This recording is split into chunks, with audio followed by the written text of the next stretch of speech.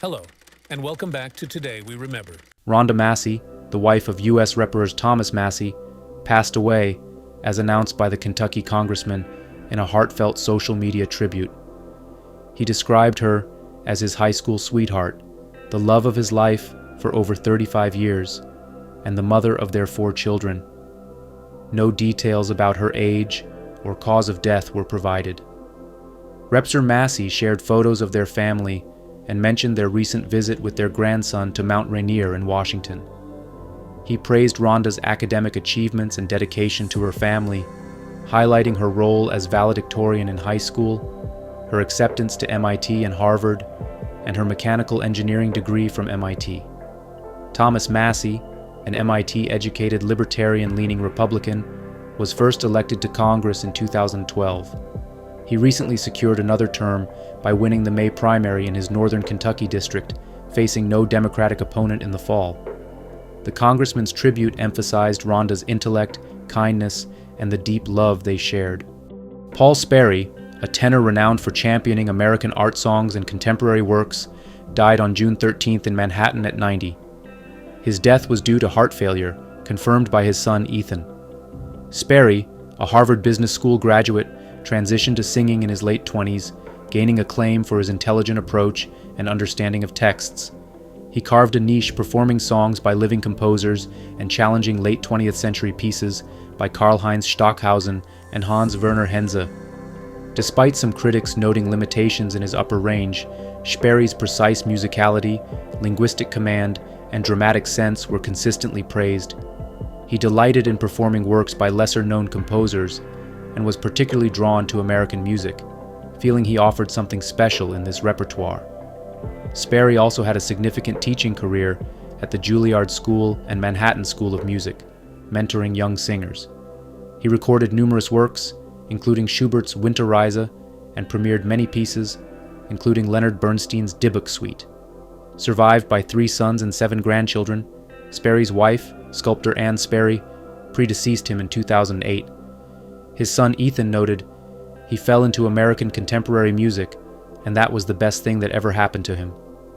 Doris Allen, a pioneering Army intelligence analyst during the Vietnam War, passed away on June 11th in Oakland, California, at 97. Her death was confirmed by Amy Stork of the Army Intelligence Center of Excellence. Allen, who joined the Women's Army Corps in 1950, volunteered for Vietnam in 1967, using her intelligence skills to try to save lives. In late 1967, she detected a buildup of enemy troops and warned of the impending Tet Offensive, predicting the attack date accurately. Despite her warnings, higher-ups did not act on her intelligence, leading to heavy losses when the attacks began on January 30th, 1968.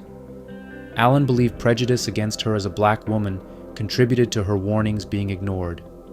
Allen's career included various roles, from entertainment specialist to editor of a military newspaper in Japan. She was one of the few black women in military intelligence and made significant contributions despite facing systemic barriers. Allen was inducted into the Military Intelligence Corps Hall of Fame in 2009. After retiring from the Army, she earned a PhD in clinical psychology and mentored young psychologists. She left no immediate survivors. Bud S. Smith, an Oscar-nominated film editor known for his collaborations with William Friedkin and films like Putney Swope, Flashdance, and The Karate Kid, passed away at 88 due to respiratory failure. His wife, dialogue editor Lucy Coldsnow Smith, confirmed his death. Smith's career spanned 5 decades, earning him 2 Academy Award nominations, in 1984 for Flashdance and in 1975 for The Exorcist, which he shared with Evan A. Lotman and Norman Gay. He won a BAFTA for Best Editing for Flashdance and received a Career Achievement Award from American Cinema Editors in 2008. Beginning his career in television, Smith's first feature editing credit was Robert Downey Sr.'s Putney Swope. His collaboration with Friedkin included editing The Exorcist, To Live and Die in L.A., and Sorcerer. Other notable projects were Cruising, Darkman, Personal Best, and Poltergeist 2. Smith also served as an associate producer on Sorcerer and The Karate Kid, and directed the 1988 comedy Johnny Be Good. Born on December 6, 1935, in Tulsa, Oklahoma, he was diagnosed with throat cancer in 2012. He is survived by his wife of 33 years, Lucy. Al Schultz, a renowned CBS makeup artist known for his work on The Carol Burnett Show and Norman Lear's groundbreaking sitcoms, died on June 19th at 82. His publicist announced his passing at his Long Beach, CA home, but did not provide details. Born in 1942 in Wisconsin, Schultz moved to Los Angeles, transitioning from a camera dolly operator to a makeup artist. He joined The Carol Burnett Show in its third season in 1969, contributing to over 180 episodes. There, he met his future wife, Vicki Lawrence, with whom he would have celebrated 50 years of marriage this year. In 1972, at age 30, Schultz became head of West Coast CBS Makeup, the youngest to hold this position. Throughout the 1970s, he worked on iconic shows like All in the Family, The Jeffersons, Good Times, Maude, and Mary Hartman, as well as The Sonny and Cher Show. Schultz's credits also include Laugh-In, The Merv Griffin Show, Hollywood Squares, The Dean Martin Show, The Tim Conway Comedy Hour, The Lily Tomlin Show, and TV movies Once Upon a Mattress and The Easter Promise. He is survived by his wife Vicki Lawrence, their son Garrett, and daughter Courtney. Lizzy Musi, a race car driver featured on Street Outlaws, No Prep Kings, and several Discovery spin-offs, passed away on June 27th from breast cancer at her North Carolina home. She was 33. Diagnosed with triple-negative stage 4 breast cancer in April 2023, Musy documented her battle on Instagram, expressing gratitude for continuing her racing career despite doubts. Musy made history as the first female driver to win an event on Street Outlaws No Prep Kings, driving a nitrous-boosted 2012 Camaro, the Aftershock. She won 3 consecutive races in the 2019 season. Musy also appeared on Discovery's spin-offs Locals Only, Gone Girl, and Fastest in America, where races mimic street conditions with unprepared surfaces. In July 2014, Musy became the first woman to win a pro nitrous national event at the Professional Drag Racers Association US Drags. She often featured in Drag Illustrated magazine and was the director of Musy Racing in Mooresville, NC. Her father, Pat Musy, an 8-time PDRA Pro Street World Champion, announced her passing on Facebook, asking for privacy as the family grieves and makes arrangements.